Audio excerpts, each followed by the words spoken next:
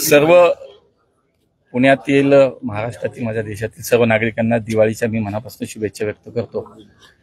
खर तर महाराष्ट्रामध्ये मागच्या या सगळ्या पावसाळ्याच्या काळामध्ये वेगवेगळ्या भागामध्ये खूप मोठी परिस्थिती निर्माण झाली होती आणि त्यामुळे त्या लोकांच्या बद्दल एक संवेदना या ठिकाणी व्यक्त करतो।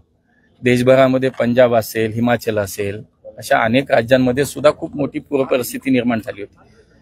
त्यामुळे हा दिवाळीचा सण साजरा करताना निश्चितपणे ज्या लोकांना खरं तर शेतकऱ्यांचं इतकं मोठं नुकसान झालं, मोठी हानी झाली, आज तोही विषय मला असं वाटतं की त्याचं सुद्धा स्मरण, त्याची आठवण ठेवून आपण सगळे दिवाळीचा हा सण साजरा करूया, हीच माझी मला असं वाटतं की अपेक्षा आहे। या सगळ्यावरती तुमच्यावरती आरोप होत आहेत जैन बोर्डिंग संदर्भामध्ये, तुमची नेमकी भूमिका काय आहे या सगळ्या संदर्भात? बघा, मी पुण्यात नव्हतो, मागचे 4-5 दिवस तर मी पुण्याबाहेर होतो, दिल्लीला होतो, मुंबईला माझा प्रवास चालू होता आणि मी आपल्याच माध्यमातून थोडं वेगवेगळ्या चॅनेलवरती ह्याच्यावरती ह्या सगळ्या बातम्या पाहिल्या। मला असं वाटतं की हे स्पष्टीकरण मी आज केवळ यासाठी देतोय की कोणी राजू शेट्टी आले, त्यांनी आरोप केला, कोणी पुण्यातला नेता आला आणि त्यांनी माझ्यावरती आरोप केला, म्हणून मी आजचं स्पष्टीकरण आपल्याला देत नाहीये।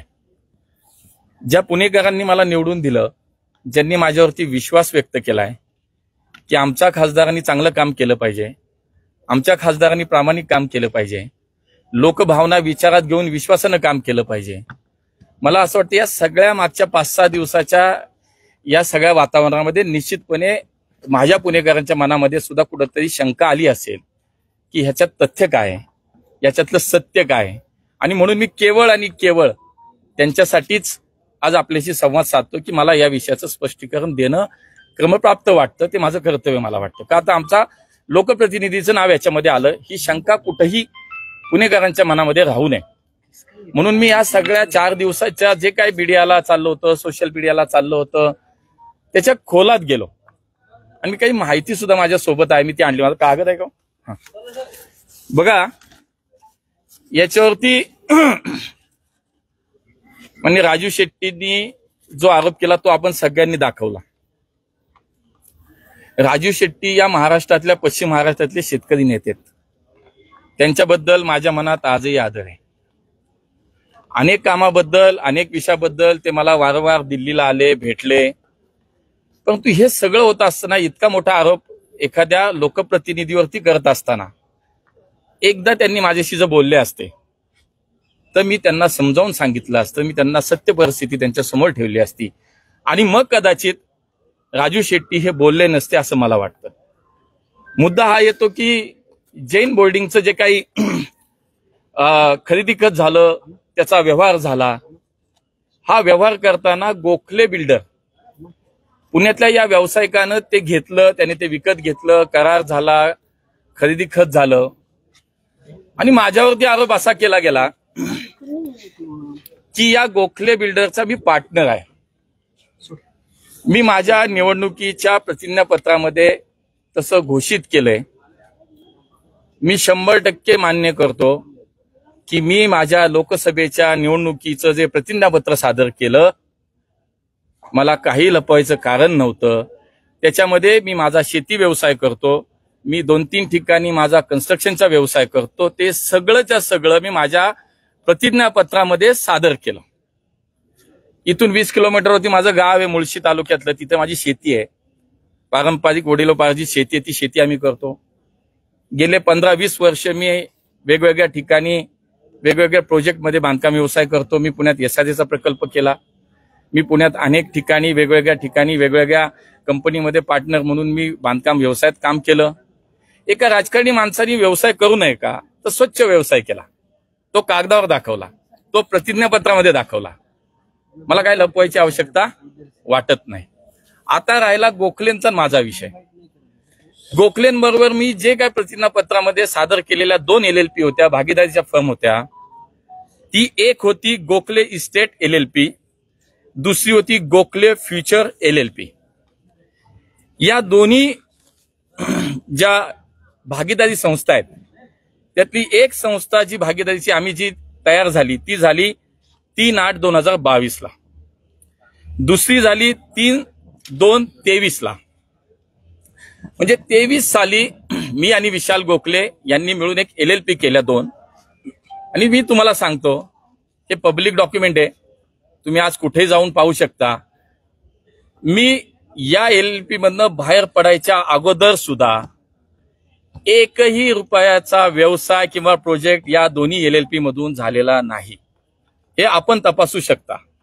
कुठलेही ट्रान्झॅक्शन झालेलं नाही, कुठला व्यवहार झालेला नाही, कुठलाही प्रोजेक्ट झाला नाही. एक. दुसरं, आता जैन बोर्डिंगचा विषय आला. मी पार्टनरशिपमध्ये असताना एकही व्यवहार झाला नाही, हे तुम्हाला क्लिअर कुठेही पब्लिक डॉक्युमेंट आहे, तुम्ही पाहू शकता. तुम्ही याचं मिनिस्ट्री ऑफ कॉर्पोरेट अफेअर्सच्या साईटवर जा, तिथे तुम्हाला पाहायला मिळेल. दुसरा विषय आला की या व्यवहारात गोखले पार्टनर आहेत आणि मग मुरलीधर मोहोळांची पार्टनरशिप आहे. मी आपल्याला सांगतो, या दोन्ही LLPच्या राजीनामा देऊन मी 25 नोव्हेंबर 2024 ला, मी कागदही दाखवतो आपल्याला, 25 नोव्हेंबर 2024 ला, आणि दुसरं जे आहे दोन्ही 25 नोव्हेंबर 2024 ला मी ह्या दोन्ही LLP मधनं बाहेर पडलो. त्याचं हे ऑफिशियल डॉक्युमेंट मी आपल्याला दाखवतो. आपण सगळे तारीख पाहू शकता, इथे तारीख दिलेली आहे. या दोन्ही LLP मधनं मी बाहेर पडलो नोव्हेंबर 2024. बरोबर. आता विषय राहतो मग या जैन बोर्डिंगचा एकूण जर आपण क्रमवारी पाहिली की हा व्यवहार कसा झाला, तर 16/12 म्हणजे 16 डिसेंबर बघा, म्हणजे मी बाहेर पडून त्याच्या आधी 1 महिना झाला होता. आणि त्याच्या आधी सुद्धा या दोन्ही फर्ममध्ये माझा एकही व्यवहार, एकही प्रोजेक्ट गोखलेंबरोबर झालेला नाही. आम्ही एखादा व्यवसाय एकत्र करावा, काहीतरी प्रोजेक्ट करावा म्हणून ते करून ठेवलं होतं. लपवलंय का? नाही लपवलं. सांगतोय, क्लिअर सांगतोय. दुसरं, जैन बोर्डिंगच्या ट्रस्टींनी 16 डिसेंबरला त्यांची जी काय मीटिंग झाली, त्याच्यामध्ये जी ट्रस्टची मीटिंग झाली त्याच्यामध्ये त्यांनी हा मुद्दा डिस्कस केला. 16 डिसेंबर 2024 ला त्यांनी हा ट्रस्ट, ही जमीन विकसिकला द्यायचा निर्णय घेतला. त्याच्यानंतर त्यांनी 20 डिसेंबरला पुण्यातील प्रभात, फायनान्शियल एक्सप्रेस, पुढारी, बिझनेस स्टँडर्ड मुंबई आणि पुढारी मुंबई अशा अनेक वर्तमानपत्रामध्ये याची टेंडर नोटीस केली. कधी केली? 20/12/2024 ला.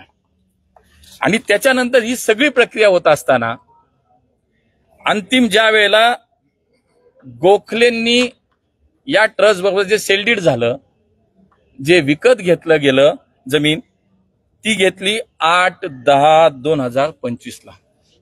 आता मला सांगा, 8/10/2025 ला जो व्यवहार झाला आणि मी बाहेर पडलो 25/11/2024 ला, म्हणजे 11 महिन्यापूर्वी, ज्यावेळेला डॉक्युमेंट होतं त्याच्या आधी 11 महिन्यापूर्वी, म्हणजे ट्रस्टनी निर्णय घेतला विकायचा त्याच्याही अगोदर जर मी त्या फर्ममधनं बाहेर पडलो आणि ती फर्म अशी आहे की त्याच्यामध्ये एकही रुपयाचा व्यवहार झाला नाही, तर मग मुरलीधर मोहोळचा या विषयाशी संबंध कुठे आला?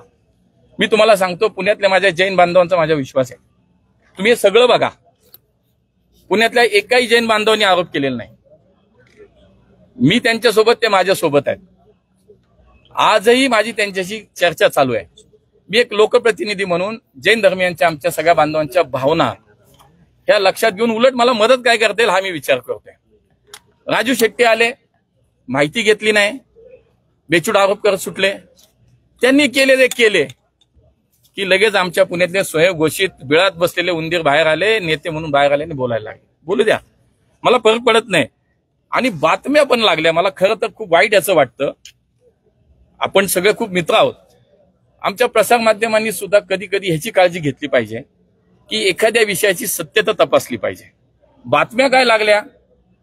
मुरलीधर मोहोळ 3,000 कोटीची जमीन 350 का 300 कोटी, 300 कोटीत घेतली, हडप मोहोळ अडचणीत, हडप मोहोळ गोत्यात. मला असं वाटतं की शेवटी इथपर्यंत प्रवास करत असताना 30-32 वर्ष सामाजिक सार्वजनिक जीवनात आम्ही काम केलंय. मी वाईट याचं वाटतं की अशा एखाद्या चुकीच्या विषयानं एखाद्या राजकीय कार्यकर्त्याचं मनोबल कच्ची होतं, एखाद्याचं करिअर उद्ध्वस्त होऊ शकतं. पण मी समजून घेतलं की जी समोर तुमच्या परिस्थिती आली ते तुम्ही मांडली. माझं काम होतं की त्याचं स्पष्टीकरण देणं, आणि म्हणून मला असं वाटतं की या सगळ्या विषयामध्ये आज मी स्पष्टीकरण दिलं पाहिजे. आणि ज्या दिवशी मी ह्याच्यातनं बाहेर पडलो, मिनिस्ट्री ऑफ कॉर्पोरेट अफेअर्सचं ऑफिशियल डॉक्युमेंट इथं सही शिक्क्याचं की त्याचा सुद्धा रिपोर्ट माझ्याकडे, मी तो ह्या सगळ्यांना पाठवला, सगळ्यांना, की बाबांनो चुकीचे आरोप करू नका, मला चुकीचं असेल तर मला सोडू पण नका.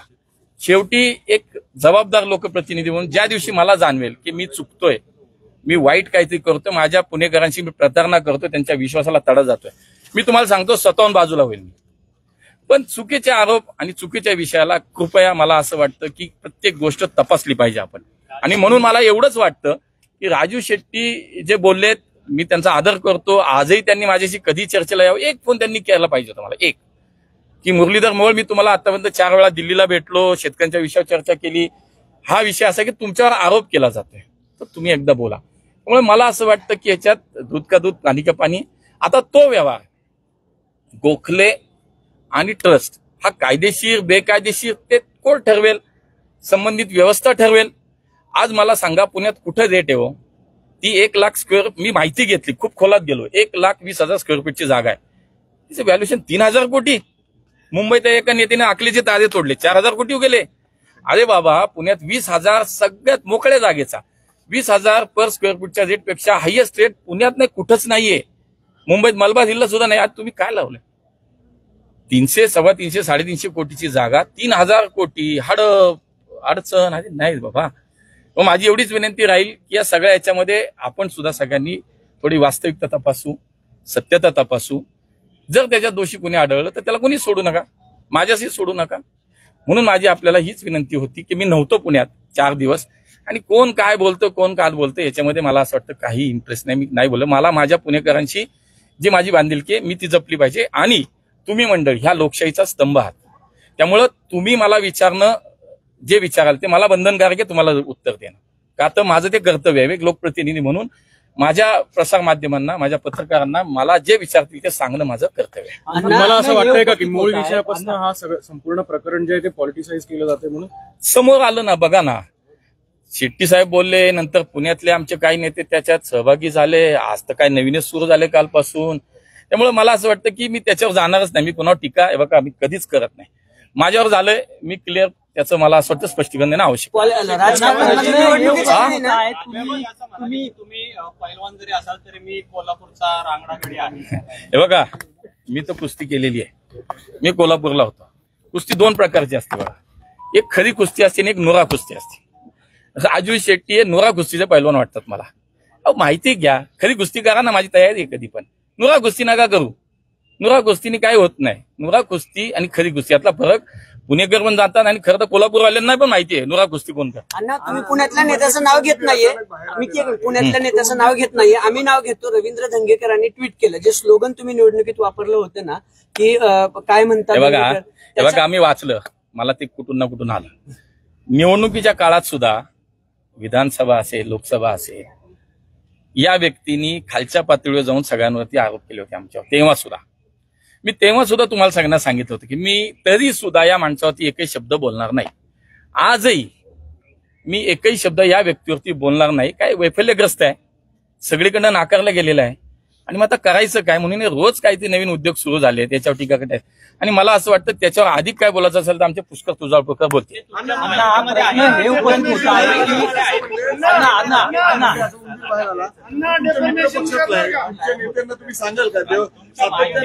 मला असं वाटतं की आमच्या वरती नेत्यांची भूमिका स्पष्ट आहे. आम्ही महायुतीतले सगळे नेते आमची जे सांगतील ते आम्ही ऐकतो.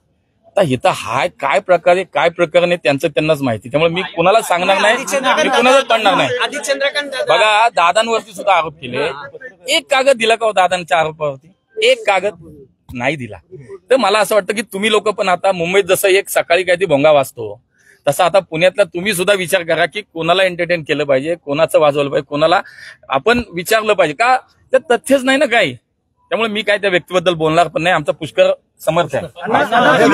माहिती न घेता आरोप केलेले आहेत, मग त्याला कायदेशीर नाही देणार. हे बघा, त्यांच्या समोर जी माहिती आली त्याच्यावर ते बोलले. राजू शेट्टी साहेब, मी सांगितलं सिनियर नेता आहे, त्यांना कोणीतरी चुकीची माहिती दिली असेल ते बोलले असतील. मी त्यांच्याबद्दल काही आकस माझ्या मनामध्ये नाही.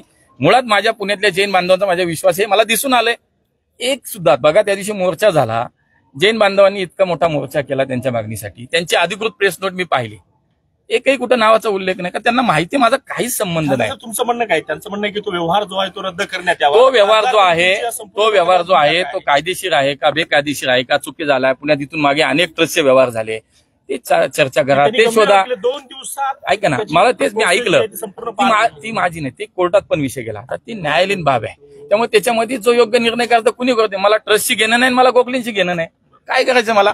माझ्यावर जे आरोप झाले त्याचं मला असं वाटलं मला पुणेकरांना माझ्या स्पष्टीकरण द्यावं. पुणे शहराची म्हणून तुम्ही ह्यात लक्ष घालणार का नाही? मी मगाशी सांगितलं, माझ्या जैन बांधवांना जर वाटलं की याच्यामध्ये आम्हाला मदत करावी, मी त्यांच्यासोबत उभा आहे. अण्णा, तुम्ही म्हणाले की 1 रुपयाचा व्यवहार न करता मी त्या गोखले LLP मधून बाहेर पडलो आणि त्यानंतर एका महिन्यातच ही सगळी सुरू झालं जैन बोर्डिंगच्या जागेच्या प्रक्रिया. मग आरोप हा होतोय की तुम्हाला आधी माहित होतं का या सगळं प्रकरण? अरे बाबा, तुझी माझी मैत्री आहे, तुझे माझे संबंध आहेत, बरोबर. तू एखादा व्यवसाय करतोय, व्यवहार करतोय कुठं, तुझं उद्या काय झालं तर मला दोष देणार का कोणी? विचार लक्षात घे, मी पुण्याचा लोकप्रतिनिधी आहे, 30 वर्ष सार्वजनिक जीवनात काम करतो. या शहरातल्या सर्वसामान्य माणसापासून शहरातल्या उद्योगपतीवर माझे सगळ्यांचे संबंध आहेत. म्हणून त्यांनी चुकीचं काय केलं, बरोबर काय केलं, त्याशी मी कुठं जोडतो मला. आणि त्यामुळे त्यांचा जर मला माहिती असेल तर मी आज आलोच नव्हतो तुमच्याकडे, पळून गेलो असं ना कुठं बाबा. मी क्लिअर केल्यानंतर पण हा प्रश्न येणं हे चुकीचं आहे. क्लिअर केलंय. अरे बाबा, मी तुला सांगतो, बाहेर का पडावं लागलं म्हणजे मला असं वाटतं बघ, आता मी परत काय बोललो तर तुम्ही रागवाल माझ्यावर. एक पत्रकार म्हणून आपल्याला कमीत कमी इतकी माहिती पाहिजे की एकदा खासदार आणि केंद्रात मंत्री झाल्यानंतर कुठली नोकरी करता येत नाही, कुठल्या भागीदारीत राहता येत नाही, हे कायदा आहे बाबा, माहिती घे ना. माझी एवढीच विनंती आहे, हे माहिती घेतो.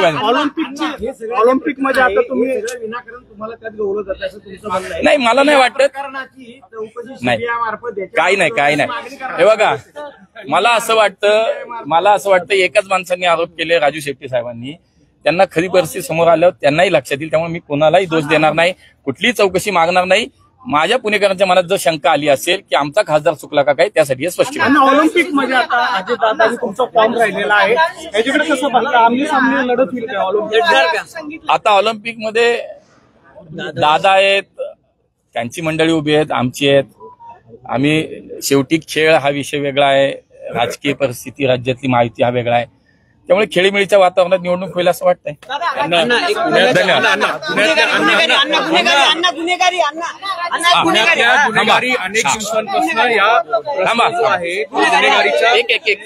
मी बोलतो त्याच्यावर बोलतो आधी याच्या विषयावर. हे बघा, महावीर मी दाखवतो की माझ्या सोशल मीडियाला पण बघा ना तुम्ही.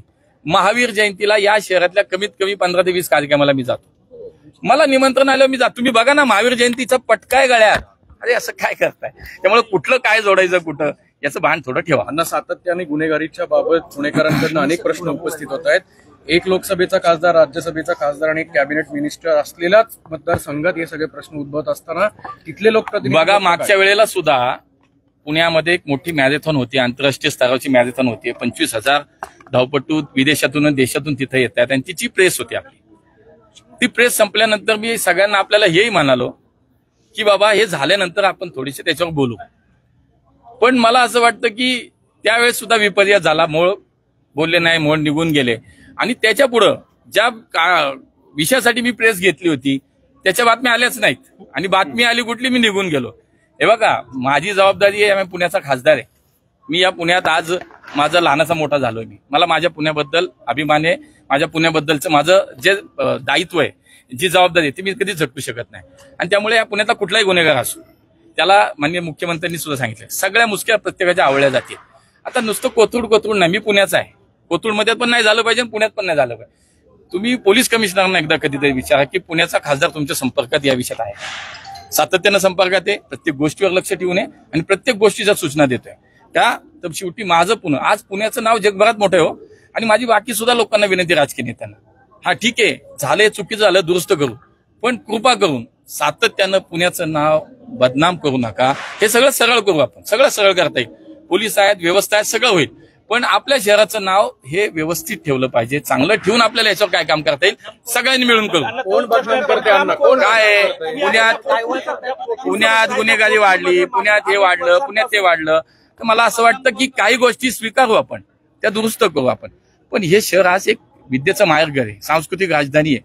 या देशाला, या शहराला आज जगभरात एक मोठं वेगळं स्थान आहे, ऐतिहासिक वारसा आहे. आणि मला असं वाटतं की ह्या घटना जेव्हा घडतात तेव्हा त्या दुरुस्त कशा होतील, या होणार नाहीत याचा विचार करू. पण आपण आपल्या याच्यात अख्खं पुणे खराब झालं, पुणे बदनाम झालं, पुणे वाईट झालं, कृपया या लाईनवरती कोणीच बोलू नये अशी माझी विनंती आहे. धन्यवाद.